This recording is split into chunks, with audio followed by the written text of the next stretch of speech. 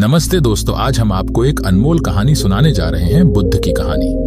बुद्ध की जिंदगी ने हमें अनेक मूल्यों और ज्ञान से समृद्ध किया है। चलिए शुरू करते हैं।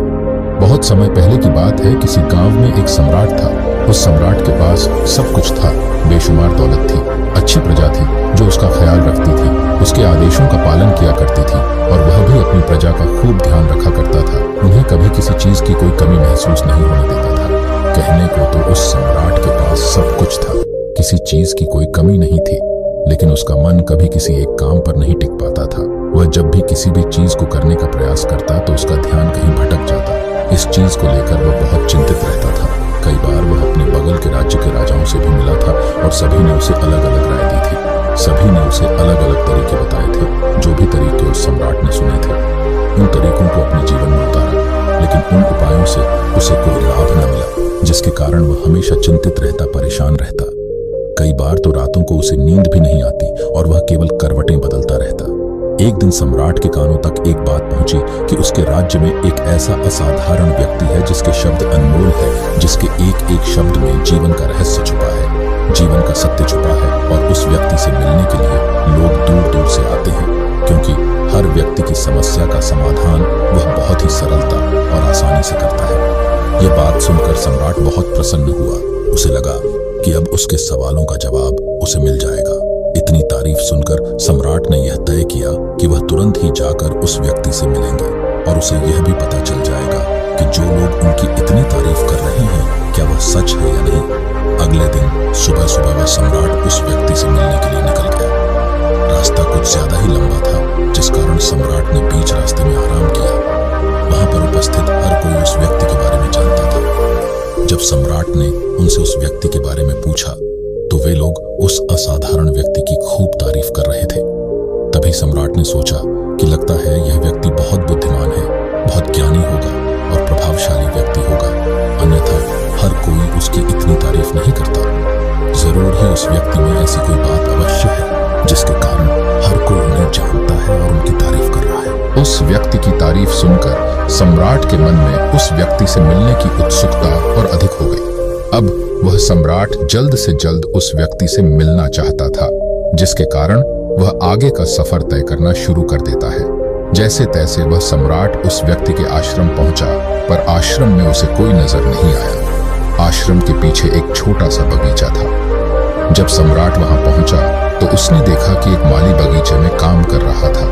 उसका पूरा शरीर मिट्टी से लथपथ, पैरों में कोई चप्पल नहीं थी। इसको देखकर सम्राट ने माली से कहा, सुनिए महोदय, इस आश्रम के मालिक कहाँ हैं? मैं उनसे मिलने आया। इस पर वह माली जवाब देते हुए कहता है, श्रीमान आप अंदर बैठिए, मैं उन्हें बुलाता हूँ, वह जल्द ही आपसे मिलेंगे। माली की यह बात सुनकर सम्राट अंदर कुटिया में जाकर बैठ गया और उस असाधारण व्यक्ति के आने का इंतजार करने लगा। कुछ देर प्रतीक्षा करने के बाद जब असाधारण व्यक्ति उस सम्राट के सामने पहुंचा, उसने देखा कि यह तो वही व्यक्ति है जो बगीचे में काम कर रहा था। सम्राट ने उन्हें नमस्कार किया और बहुत हैरानी से कहा, अरे आप तो वही माली है जो बाहर बगीचे में काम कर रहे थे, लेकिन अब की बार तो माली एक बौद्ध भिक्षु के रूप में आया था। तभी बौद्ध भिक्षु सम्राट से कहते हैं, सम्राट मेरा मजाक माफ कीजिए, मैं बगीचे में छोटा सा काम कर रहा था। मैं ही यहाँ का माली हूँ और मैं ही वह असाधारण व्यक्ति हूँ जिससे आप यहाँ इतनी दूर मिलने आए। कृपया करके अपने आने का कारण बताएं। इस पर सम्राट उन बौद्ध भिक्षु से कहता है, हे महाराज, मैंने सुना है कि आप जैसा व्यक्ति इस पूरे राज्य में नहीं है। मैंने आपकी तारीफ सुनी है, मैंने आपके बारे में कई सारी अच्छी बातें सुनी है। मैंने यह भी सुना है कि आपके पास जो भी अपनी समस्या लेकर आता है उसकी समस्या का समाधान आप अवश्य करते हैं। इसी कारणवश मैं आज आपसे यहाँ पर मिलने आया हूँ और मैं आपसे उपदेश सुनना चाहता हूँ, लेकिन मेरे मन में एक शंका है। इस पर बौद्ध भिक्षु सम्राट से कहते हैं, कैसी शंका? इस पर सम्राट कहता है, मैंने बहुत से विद्वानों को देखा है, बहुत से ज्ञानियों को देखा है। वे जब भी चलते हैं तो उनके पास तरह तरह की ज्ञान की किताबें होती हैं। उनके पास ऐसा कोई ना कोई संकेत जरूर नजर आता है जिससे यह पता चल सकता है कि वे लोग ज्ञानी हैं। लेकिन आपके पास तो ना कोई ज्ञान की किताबें हैं और ना ही कोई ऐसी कला के संकेत आप में नजर आ रहे हैं, लेकिन उसके बावजूद आप बहुत शांत नजर आ रहे हैं। क्या आप मुझे इसका रहस्य बता सकते हैं? इस पर बौद्ध भिक्षु मुस्कुराने लगे और सम्राट से कहते हैं, मेरा ज्ञान तो इस संस्कार में प्रकृति के रूप में हर जगह है। मैं अपना ज्ञान जीवन की सरल और साधारण वस्तुओं से ही लेता हूँ। पर महाराज, आप यहाँ किस समस्या को लेकर परेशान हैं? कृपया आप मुझे आपके यहाँ आने का कारण समझाएं। इस पर सम्राट कहते हैं, गुरुवर, मेरे यहाँ आने का कारण यह है कि मैं किसी भी काम को लेकर लंबे समय तक उसी कार्य पर अपना ध्यान नहीं लगा पाता। मैं कुछ ही देर में उस कार्य से भटक जाता हूँ। कृपया कर मुझे अपनी इस समस्या का समाधान बताओ। मैं इस बात से काफी चिंतित हूँ। बौद्ध भिक्षु ने सम्राट की चिंता को समझकर कहा, महाराज, आपकी समस्या मुझे समझ आ गई है। आप जिस कार्य पर ध्यान नहीं लगा पा रहे, उसके लिए मैं आपको एक उपाय बता सकता हूँ, लेकिन आज आपको देर हो चुकी है। आप मुझे कल सुबह मिलिए। कल सुबह का समय ठीक रहेगा। कल सुबह जब आप मुझसे मिलेंगे तो मैं आपके सभी सवालों का जवाब आपको दे दूंगा।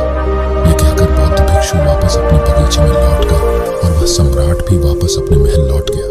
लेकिन सम्राट को रात भर नींद नहीं आए। वह बस यही सोच में लगा था कि आखिर बौद्ध भिक्षु मुझे क्या बताने वाले हैं। वह तो मुझे एक साधारण से माली नजर आ रहे हैं, लेकिन जिस तरह से उनका मन शांत था, जिस तरह से वह शांत नजर आ रहे थे, यह बहुत आश्चर्य करने वाली बात है।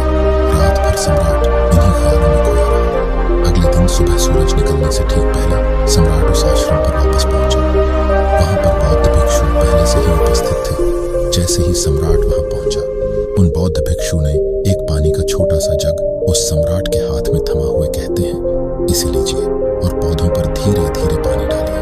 और ऐसा करते करते यह आपके सामने पूरे 15 पौधे हैं। इन सभी पर आपको इसी प्रकार पानी डालते चले जाना है।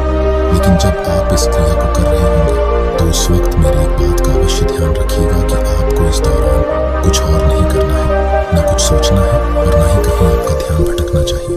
आप जब इन पौधों को पानी दे रहे होंगे तो आपका पूरा ध्यान केवल इन पौधों पर ही होना चाहिए। यदि इस बीच आपके मन में कोई विचार आए तो वहीं पर रुक जाएगा और फिर दोबारा से पहले पौधे से पानी डालना शुरू कीजिएगा।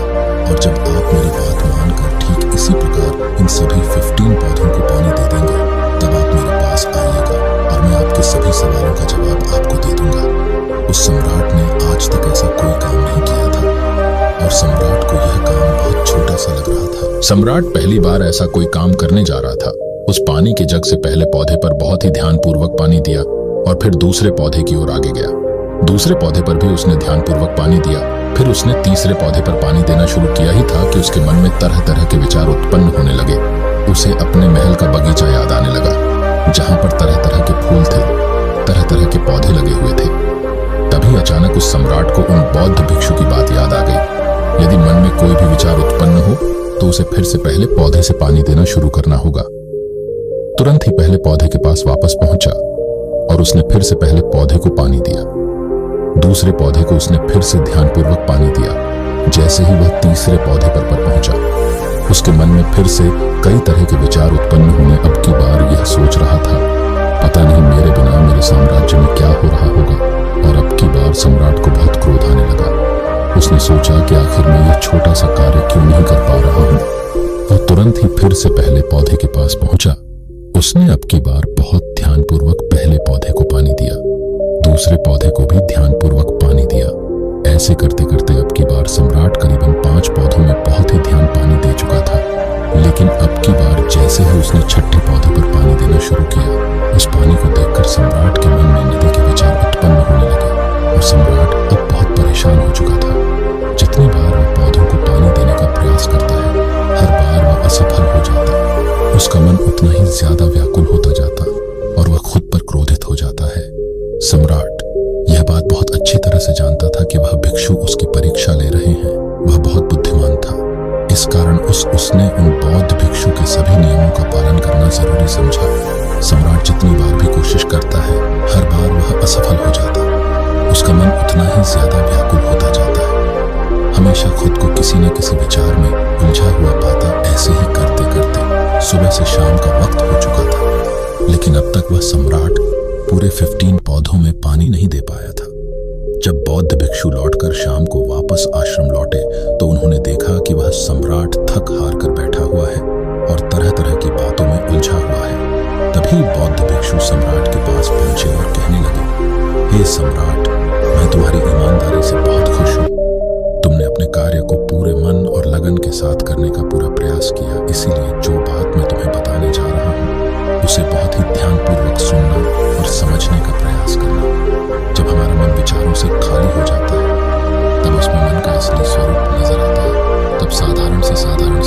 तुम्हें ज्ञान और शांति देता है। इस पर सम्राट उन बौद्ध भिक्षु से कहता है, हे महाराज, पर यह कैसे संभव है? मैं तो जब भी कोई कार्य करता हूं तो मन में कई तरह के विचार उत्पन्न होते हैं और मैं उन विचारों में फंस कर रह जाता हूं और वहां से बाहर निकलने का कोई रास्ता मुझे नजर नहीं आता। तभी बौद्ध भिक्षु मुस्कुराने लगे और सम्राट से कहते हैं, हे सम्राट, तुम पौधों में पानी नहीं डाल रहे थे, तुम तो जल्दी जल्दी अपने इस कार्य को बस खत्म करना चाहते थे। तुम्हारे मन में तो यह विचार उत्पन्न हो रहा था कि तुम जल्दी से जल्दी इन 15 पौधों में पानी दे दो और उसके बाद तुम मुझसे मिल सको, मुझसे अपने प्रश्नों का उत्तर जान सको। किसी कारणवश यह कार्य तुम्हें बोझ सा प्रतीत हो रहा था, मानो मैंने तुम्हारे कंधों पर एक बोझ रख दिया हो, और यही कारण है कि तुम अपने आप को इस पल में रोक नहीं पाए। जब हमारे सामने रखा हुआ कार्य बोझ लगता है तो हम उसे बस जैसे तैसे खत्म करना चाहते हैं और उस काम को करते समय हम अपना पूरा ध्यान उस कार्य पर नहीं दे पाते। किंतु अगर तुम इस पल के महत्व को समझ पाते, इसके महत्व को महत्व दे पाते और केवल पौधों और पानी पर ध्यान देते तो तुम्हें कोई भी विचार परेशान नहीं कर पाते। इस पर सम्राट कहता है, हे महाराज, मुझे आपकी यह बात समझ में आ रही है कि मैं जल्दी जल्दी इस कार्य को खत्म करके आपसे मिलना चाहता था, जिस कारण मेरा मन इस कार्य में पूरी तरह से नहीं लग सका। लेकिन यह एक पल है जो हम जी रहे हैं, उस पल में रहना बहुत कठिन है। क्या मुझे इसके लिए कोई तपस्या या तप करना होगा? इस पर बौद्ध भिक्षु एक बार फिर मुस्कुराने लगे और सम्राट से कहते हैं, जिस शांत मन की तलाश तुम कर रहे हो, वह शांत मन तो पहले से ही मौजूद है, वह तो पहले से ही तुम्हारे भीतर है। इसके लिए तुम्हें कहीं भी जाने की कोई आवश्यकता नहीं है और ना ही तुम्हें कहीं शांत जगह जाने की आवश्यकता है। इसके लिए कुछ जरूरी है, तो वह है अपनी सांसों पर ध्यान देना। इसलिए अपनी सांसों पर ध्यान देना सीखो। हम किस तरह से सांसें ले रहे हैं और किस तरह से त्याग रहे हैं, इस बात को देखने और समझने का प्रयास करें। तब तुम्हें यह समझ में आ जाएगा कि तुम्हारा शांत मन तो तुम्हारी सांसों के साथ ही बना हुआ है। उसके बाद तुम चाहो तो कोई भी कार्य करते वक्त भी अपनी सांसों पर ध्यान दे सकते हो। जब तुम कहीं चल रहे हो, कोई ऐसा कार्य कर रहे हो, तो तुम्हें अपनी सांसों पर ध्यान देना चाहिए, या कोई भी ऐसी क्रिया जो तुम्हें वर्तमान से बांधे रखे। इसका एक और तरीका है, 2-4 मिनट अपने आसपास की प्रकृति पर गौर करो, देखो कि क्या चल रहा है तुम्हारे आसपास। इससे तुम वर्तमान में आ जाओगे। फिर तुम अब कार्य को जल्दी जल्दी बस यूं ही खत्म नहीं करके उसे पूरे मन से करने का प्रयास करो, जिससे तुम्हारा मन एकाग्र होगा। और जब तुम्हारा मन एकाग्र होगा तो तुम चाहे कोई भी कार्य क्यों ना करो, फिर चाहे वह छोटा हो या बड़ा, तुम्हारा मन उसमें पूरी तरह से विलीन हो जाएगा और वह कार्य ही तुम्हें शांति और ज्ञान भी प्रदान करेगा। ऐसे समय पर हमारे मन में किसी प्रकार के कोई विचार उत्पन्न नहीं हो पाते, और जब हम ऐसा करते हैं तो कर्ता और कर्म एक हो जाते हैं और हमारे भीतर की जो शांति है वह प्रकट होने लगती है। हम उसमें मग्न हो जाते हैं। इसे तुम चाहे तो आनंद कह सकते हो या फिर वर्तमान में जीना कह सकते हो, और यह अवस्था सरलता से प्राप्त भी कर सकते हो। बस तुम्हें केवल अभ्यास करना होगा। बौद्ध भिक्षु सम्राट से कहते हैं, जो मन मुश्किलों में शांत रहता है, मुश्किलों से भागता नहीं है, केवल सचेत रहता है, वह मन हर परेशानी को पार कर सकता है, हर दुविधा से बाहर निकल सकता है। सम्राट को उन बौद्ध भिक्षु की यह सारी बातें समझ में आ चुकी थीं। उसने उन बौद्ध भिक्षु को प्रणाम किया और वहां से वापस वह अपने राजमहल लौट आया।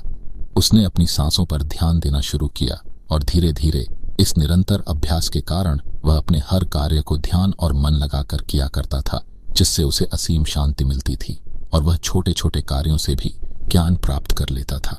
इसलिए दोस्तों, कभी किसी कार्य को बोझ मानकर मत कीजिए, क्योंकि यदि आप उसे बोझ मानेंगे तो जल्दी उसे आप अपने ऊपर से उतारने का प्रयास करेंगे, अर्थात उसे जल्दी जल्दी खत्म करने का प्रयास करेंगे।